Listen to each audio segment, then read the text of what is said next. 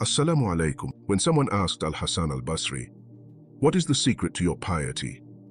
he replied, "I understood four things. 1. My risk, provision, cannot be taken by anyone, so my heart became content. 2. I understood that no one can do my worship for me, so I started doing them myself. 3. I understood that Allah is watching me, so I became ashamed to do wrong. 4. I understood that death is waiting for me, so I started to prepare for my meeting with Allah." The first insight that Al-Hasan Al-Basri shared was about rizq or provision. He said, "My risk cannot be taken by anyone, so my heart became content." This realization brings us to the heart of tawakkul, or reliance on Allah. In the Quran, Allah reminds us time and again that He is the provider, the sustainer of all. When we internalize this truth, that our sustenance is decreed by Allah and cannot be diminished or increased by the actions of others, a profound sense of peace fills our hearts. This contentment is not born out of complacency, but from a deep trust in Allah's wisdom and His plan for us. It teaches us to strive with all our might, knowing that the outcome is in Allah's hands, and what is meant for us will never miss us. The second point he made was about worship. "I understood that no one can do my worship for me, so I started doing them myself."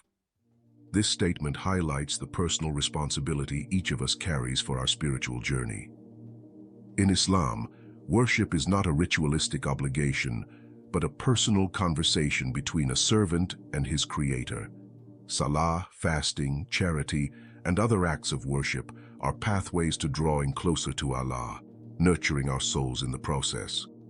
This realization fosters a sense of accountability for our deeds and encourages us to take active steps in fulfilling our obligations, not out of fear, but out of love and yearning for closeness to Allah. The third insight he shared was about awareness. "I understood that Allah is watching me, so I became ashamed to do wrong." This awareness of Allah's constant presence is a powerful deterrent against sin. It transforms our actions, making us more conscious of our deeds, thoughts, and intentions. The knowledge that Allah, the all-seeing, the all-knowing, is ever-present, watching over us, instills a profound sense of humility and fear of displeasing Him. It is this consciousness that elevates our actions, turning even the mundane into worship as we seek to align our lives with His pleasure. Finally, Al-Hasan Al-Basri spoke about the ultimate reality that awaits us all: death. "I understood that death is waiting for me, so I started to prepare for my meeting with Allah." This realization is perhaps the most impactful. Death is the one certainty in this life, yet it is often the most overlooked. Preparing for death is not a morbid preoccupation, but a motivating force that propels us to live meaningful lives.